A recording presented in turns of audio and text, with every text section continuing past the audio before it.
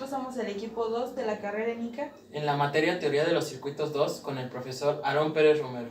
Con el videoreporte de la práctica 2 llamada Circuito RL. El equipo está conformado por Aide, César y L. Impedancia.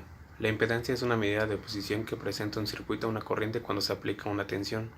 La impedancia extiende el concepto de resistencia a los circuitos de corriente alterna y posee tanto magnitud como fase, a diferencia de la resistencia que solo tiene magnitud.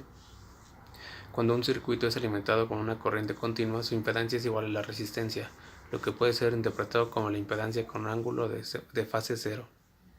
Por definición, la impedancia es la relación entre el fasor tensión y el fasor intensidad de corriente, donde Z es la impedancia, B es el fasor de tensión e I corresponde al fasor de intensidad.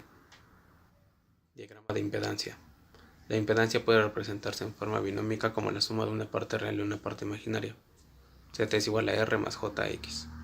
R es la parte resistiva o real de la impedancia y X es la parte reactiva o imaginaria de la impedancia. Básicamente hay dos clases o tipos de reactancias: reactancia inductiva o XL, debido a la existencia de inductores, y reactancia capacitiva o XC, debido a la existencia de capacitores. Un inductor está constituido normalmente por una bobina de conductor, típicamente de alambre o hilo de cobre esmaltado. Existen inductores con núcleo de aire o con núcleo hecho por material ferroso, por ejemplo acero magnético, para incrementar su capacidad de magnetismo. El inductor consta de las siguientes partes: devanado inductor, culata, pieza polar, núcleo, expansión polar, polo auxiliar o de conmutación. Entre los diversos tipos encontramos bobinas fijas, núcleo de aire o núcleo sólido. La representación fasorial y sinusoidal, de acuerdo a su valor, toma en cuenta la caída de tensión debido a la resistencia de sus materiales. Además, teóricamente, su valor nominal de tensión se adelanta 90 grados con respecto al valor nominal de su corriente, pero tomando en cuenta su caída de tensión varía en el resultado final.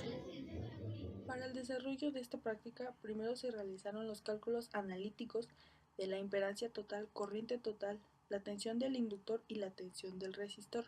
Para esto se utilizaron algunos valores que venían establecidos en la gráfica que venía en la práctica.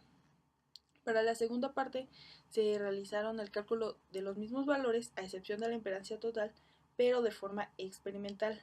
Para esta parte utilizamos el multímetro para realizar mediciones en el circuito. En la tercera parte se conectó el circuito al osciloscopio para revisar la tensión total, la tensión del inductor y la tensión del resistor, pero en valor RMS. Por último, revisamos o determinamos el desfasamiento de las tensiones del resistor y del inductor respecto a la tensión BS. Algunas observaciones que tuvo el equipo fueron que obtenemos valores analítica y experimentalmente, que debemos tener cuidado con el manejo de las unidades a la hora de hacer cálculos y que los valores dados por el multímetro son en RMS. Por otra parte, la aplicación de procedimientos y conocimientos adquiridos en clase, así como la comparación entre valores analíticos y experimentales, y el uso obligatorio del osciloscopio para la obtención del ángulo de desfase. En conclusión, esta práctica nos mostró la diferencia entre calcular y experimentar con un circuito RL, además de otros artefactos como el inductor y el transformador. Esto es todo por el video de hoy. Gracias por su atención. No se olviden ponernos 10.